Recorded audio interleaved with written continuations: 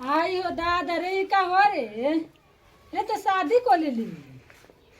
हमरा हमरा गाड़ी मिलत रहे आ पैसा मिलत रहे दहेज तो हम ना कोई नहीं हमरा 4 चक्का गाड़ी चाहिए। आई ई हमरा सारा दहेज के पैसा ही डुबा देलक ई सारा दे।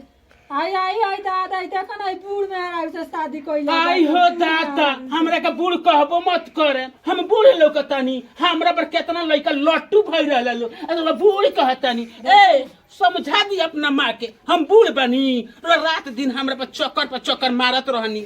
मैं पेट्रोल अपन सुखौले फिरत रहनी हम बूढ़ बनी। हमरा आई हो दादा रात दिन पेट्रोल अपन सुखौले फिरत रहला गाड़ी पर आ छतर हो जात रहला कूदे जे हमरा से शादी ना करबू तो हम मर जाए। चुप चुप माई से बोलता रही तो ना बोली के हमरा का बोलत हम बूढ़ लोकतानी है त ना के जो हम समझावत नहीं तो समझाव हमरा का ना कह पतो हई हम अपन बोल हम समझावत नहीं का ओरे बुझाता तोर नानी ही हो हमरा बुझाता नानी लागती अरे तो तू देखले ना रे कैसन तू कइला रे सारा गांव समाज लोग का कहि रे होई लड़की ही रे त अपन उमरवा ना देख ले। चुपचाप रहो ना एक बाप के पास बड़ी धन बा। हम चुप बानी तो बड़ी बोलत माई से हमरा बतियावत न बने तू ते तो धन से शादी कइले रे बूढ़ मेहरारू सब बुझाता तोर नानी अपन उमरवा ओकर उमरवा ना मिला। कथी चाही तारा जी के कथी चाही एगो मर्द खातिर मतलब एगो लड़का खातिर शादी करे खातिर तोरा कथी चाही आ कथी नहीं के हमरा ये बहुत कुछ बा एकरा लगे अभी नहीं हैंग बोलतिया बोली ना अगर रउआ इज्जत करम तब हम इज्जत करम आ हमरा जवानी के बूढ़ापा में डाल देनी नानी कह देनी का हम इनका से तो छोटे बनिए रे उ तो सापा कूदतिया छाका ला करे पूछ ना कथी कथी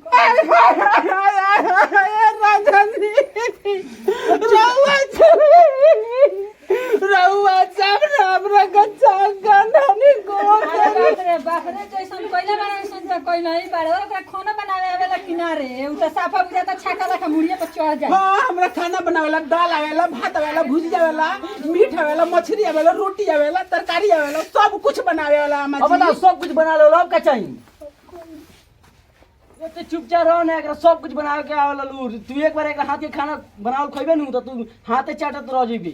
हां हां चाटा ओ छाका के लिया के चाटा ना बुढ़िया बिया त तार नानी ही हो चाटत रह। अरे ना रे ये चाटा खातिर त तू कइला होगा हमरा 4 चक्का गाड़ी मिलत रहे त हम बियाह ना कइनी हम कहनी जे हम अबिन बियाह ना करम हमरा 2 गो गाड़ी चाहिए। तू चुपचाप रहो ना एकरा बाप के पास बहुत धन बा हम तोरा के दिवाव न बाद में 4 जगह का तोरा बोलेरो दिवा देम कार दिवा देम। ठीक बा उ त बुझा तार नानी ही हो जा दे अब का हो जौन होगल तौन होगल चाटत रह तू चाट जा दे रउआ दादा जी प्यार कोनी तो मैं शादी कोनी ठीक है तू चुपचाप रहो ना मत रो हम भाई ना चुपचाप रहो जा तनी हम माई के समझा देबे ठीक बा चुपचाप रहो हम समझा देबे ठीक बा देख धन है मेहरारू एक साथ ना मिलेला एगो मेहरारू आइल बनी जान बोले ओकर बाप भाई आई ओकर चारों भाई बार सो कुछ तो दियो सनी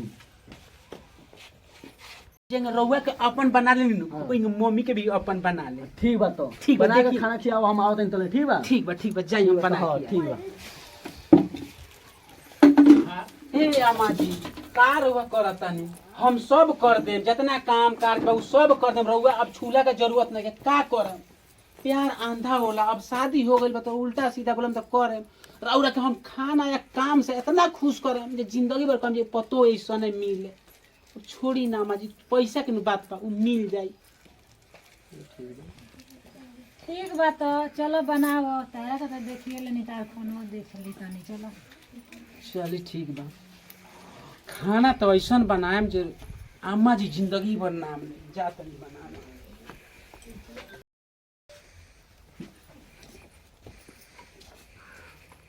याई दादा होई का होता टे इतना आटा सननी बूढ़ हो गई आटा सना हैसन अभी ना देखनी ई कौन आटा सनाता हूँ ए अम्मा जी रउआ मालूम नहीं खे आटा के सानल आ जोंग में लड़ल बराबर हो तो हम बॉडी बनाएम तबे तो आटवा के सान पाएम सानते देखे नी का हालत हो जाला रउआ तो सनल ही होखे ऐसा बॉडी हम बना लेनी पहले ही जे आटवा सान लेम ना तो सनाई ठीक बा जैसे ऐसन कर बनाओ देखेम ना इतना बढ़िया खाना में तो हाथ चाटते रह जाए देखी रुआ बैठी नीचे से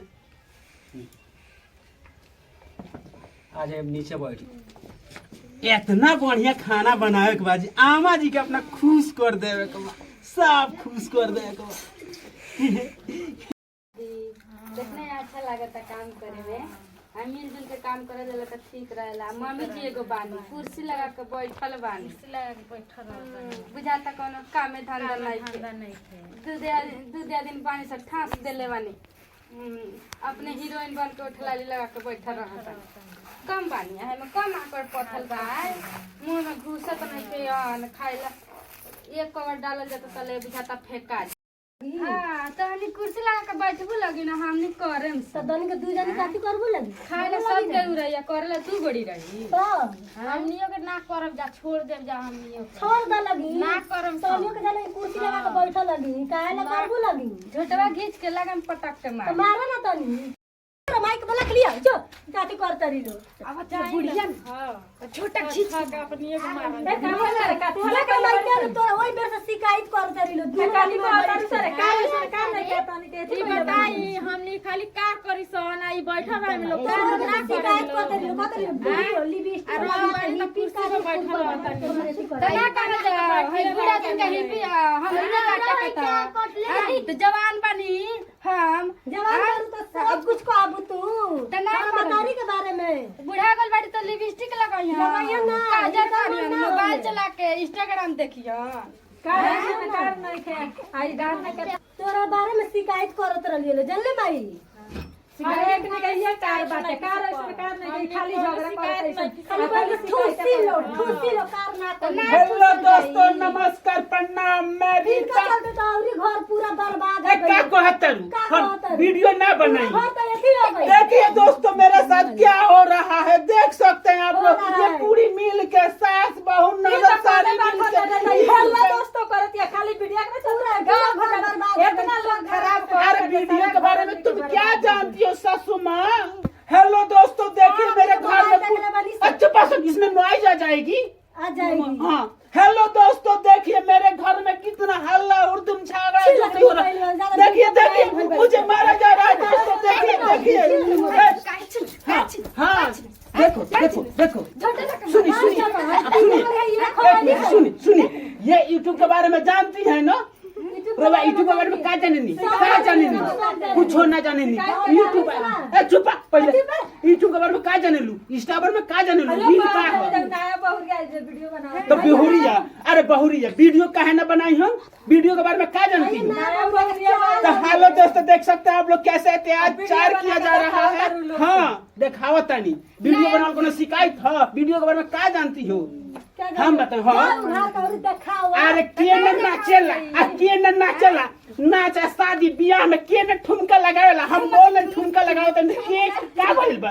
हम नाचब ना करो नाचो हमरा घर में ना चली काहे ना चली काहे ना चली? सामने चला अरे सुन लगी हमनी तो सुन ना चली तू हो शादी हुई तो ना नचबू, केहू के बियाह में जेबू तो ना नचबू, पार्टी में जेबू तो काहे नचबू?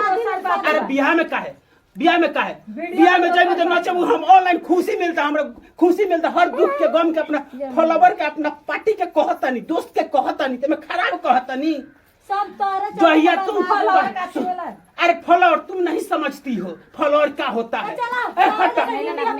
अरे तू क्या जाने लूज के हम बताओ। अरे चुप पहले यूट्यूब के बारे में ये तू नाचल गावल बाजल सब छोड़ दोगी तो हम भी यूट्यूब बनाना छोड़ देंगे। समाज हंसता अरे समाज का जानता है कोई समाज से क्या करे का? हाँ तो ये पढ़ी लिखी समझदार है तो नहीं समझ तुम्हें ऐसा ओक्का बोक्का थोड़ी है। समझदार बनी अरे तो समझदार में देखो।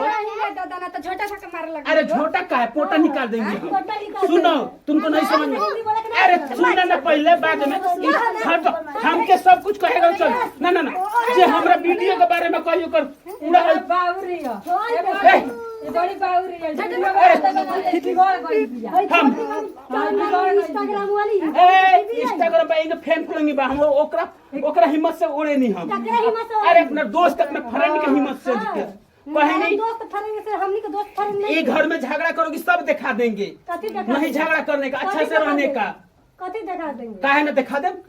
इंस्टा पर देखो हम वही दिन छोड़ दे, तू छोड़ देबू केहू के शादी में जाके नाचल, केहू घर में जाके नाचल छोड़ देबू, केहू के पार्टी में जाके नाचल छोड़ देबू, कोनो पार्टी पार्टी में है, शादी अरे हो। पार्टी ह तो तहरा खुशी मिलल नाचेलू, हमरो यूट्यूब पर खुशी मिलल तो हमहू नाचेनी, हमरो खुशी हो तो नाचतनी केहू के जगह नहीं खिन जाके शादी भीख का मांगे बेसर बात हो गई। काहे ना हमरा जिंदगी में हमेशा खुशी हाय है। तो बुढ़िया रे जीपे देखिए, जीपे काट ले तब बढ़िया का? कथा ए कहता देख लो हमरा माताजी के बारे में कुछ कह दे बोल बता छोटा अरे तोहर मतारी समझिए तो थोड़े क्यों कही, तोहर मतारी नहीं समझ जइया मतारी समझ जाइए तो हमरा से वीडियो बनावे से ना बनी, अभी हम वीडियो बनाओगे नहीं, झगड़ा दिखाओगे नहीं तो बाका फुरुदू हो गई है। दिखावा उधर जा। हाँ, दिखाए।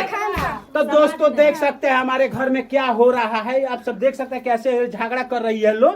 तो दोस्तों ये बताइए कमेंट करके घर में झगड़ा होना चाहिए कि नहीं होना चाहिए, सब डाल देंगे। हां डाल दे चल छोटकी बनावल जा चल बनावल जा। चल छोटकी चल ई बे लोग आइले त झोटा धक मारल दे ई बहुत नारा लगी ना बोला बोला साफ धक